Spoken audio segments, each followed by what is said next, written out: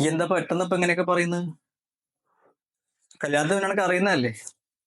ചിലപ്പോ കുട്ടീനെ നോക്കേണ്ടി വരും, പാത്രം കേണ്ടി വരും, അഴിച്ചു വാരാൻ തുടക്കേണ്ടി വരും. അതൊക്കെ അറിഞ്ഞാണല്ലോ നമ്മള് കല്യാണത്തിന് നിന്നത്. ഇനിയിപ്പോ പറഞ്ഞിട്ടൊന്നും കാര്യമില്ല.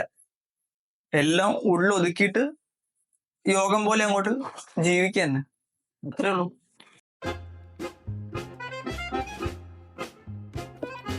ഭാര്യമാർ പൊതുവെ രണ്ട് തരത്തിലുണ്ട്. ഒന്ന്, സ്നേഹത്തിൻ്റെയും ക്ഷമയുടെയും സഹനത്തിൻ്റെയൊക്കെ പ്രതീകമായവർ. രണ്ടാമത്തവർ നമുക്കെല്ലാവർക്കും ഉള്ള പോലത്തെ ഭാര്യമാർ. എൻ്റെ ഇത്രയും വർഷത്തെ എക്സ്പീരിയൻസ് വെച്ചിട്ട് ഇപ്പോൾ ഉള്ള ഭർത്താക്കന്മാർക്കും ഇനി വരാൻ പോണ ഭർത്താക്കന്മാർക്കും ഉപകാരമുള്ള 3 കാര്യങ്ങളാണ് ഞാൻ നിങ്ങളായിട്ട് പങ്കുവെക്കാൻ പോണത്.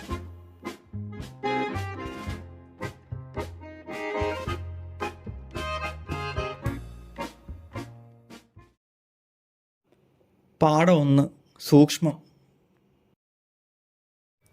ഭാര്യമാരോട് നിങ്ങൾ വല്ലതും പറയുന്നതിന് മുന്നേ 2 വട്ടം ആലോചിക്കണം. അവർ നിങ്ങളെ സസൂക്ഷ്മം ശ്രദ്ധിക്കുന്നുണ്ട്.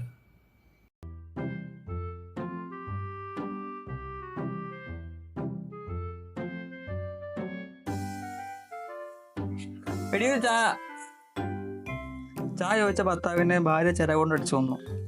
എടി ചായ വേണ്ടട്ടാ. രാവിലെ തന്നെ പേപ്പറിനുള്ളിൽ കയറിയിരിക്കാതെ വന്ന് ചായ കുടിക്കാൻ മനുഷ്യ. വേറെടവും വാ, പുട്ടും കടലയുണ്ട്. പുട്ടും കടലയുണ്ടും പോലെ ഞാനല്ലേ ഉണ്ടാക്കി, എനിക്കറിയാം.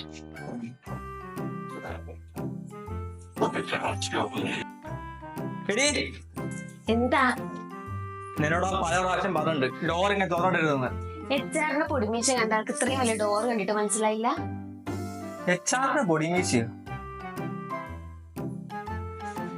എടി നോക്ക്, ഞങ്ങൾ ഓഫീസിലെ എച്ചാറാ. ഈ മുഖത്ത് നോക്കി എന്തെങ്കിലും പ്രത്യേകത ഉണ്ടോ? ഇല്ല. ശരിക്കും നോക്ക്. ഇല്ലല്ലോ. ഇനി സൂക്ഷിച്ച് നോക്ക്, മറ്റേ പൊടിമീശ കണ്ട കണ്ട കണ്ട കണ്ട കണ്ട എന്റെ കണ്ണ്. ഈ ഡോറെ ഇങ്ങനെ എന്നെ കിടക്കും.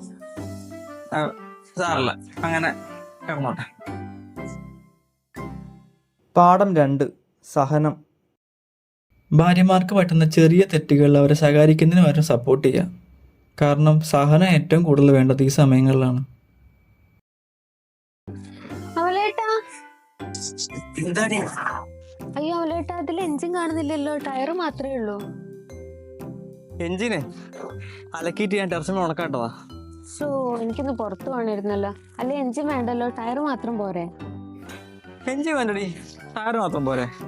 ഈ പോയിട്ട് വാട്ടാ. നിനക്ക് വല്ല ഓട്ടോമാറ്റിക് വണ്ടി എടുത്താൽ പോരായിരുന്നോ? ഈ ഗിയറുള്ള വണ്ടി എടുത്ത് വെറുതെ കഷ്ടപ്പെടണോ? ഓട്ടോമാറ്റിക് ആകുമ്പോ ഗിയർ ചേഞ്ച് ചെയ്യുമ്പോഴുള്ള ആ ഒരു സുഖം കിട്ടൂല. എനിക്ക് മാനുവൽ ഇഷ്ടം. എന്നാ ശരിയേ.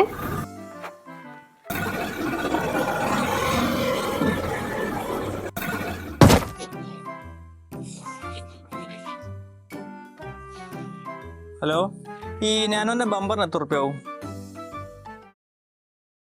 പാഠം 3: സ്പഷ്ടം. നിങ്ങൾ പെണ്ണ് കാണാൻ പോയപ്പോഴുള്ള സംസാരമായിരിക്കില്ല കല്യാണം കഴിഞ്ഞ ഭാര്യമാർക്ക്. അവർ പറയാനുള്ളത് മുഖത്ത് നോക്കി വ്യക്തമായും സ്പഷ്ടമായും പറയും. അത് കേട്ടിട്ട് മിണ്ടാതിരിക്കുക.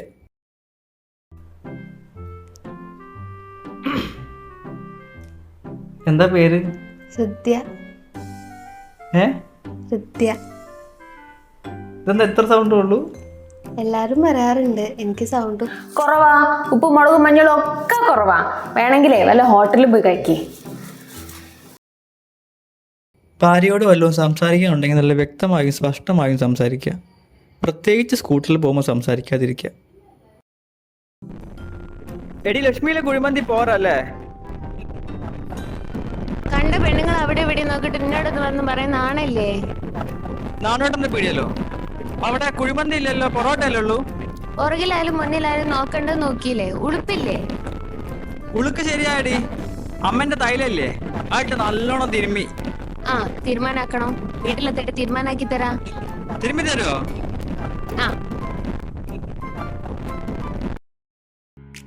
അപ്പോൾ ഇത്രയും കാര്യങ്ങളാണ് എൻ്റെ സ്വന്തം എക്സ്പീരിയൻസ് വെച്ച് എനിക്ക് പറയാനുള്ളത്. അപ്പോൾ വീട്ടിലേക്ക് കയറി ചെല്ലുമ്പോൾ ഭാര്യയെ കാണുമ്പോൾ നിങ്ങൾക്കത് ഓർമ്മ വരുമല്ലോ. അപ്പോൾ ഒക്കെ പറഞ്ഞ പോലെ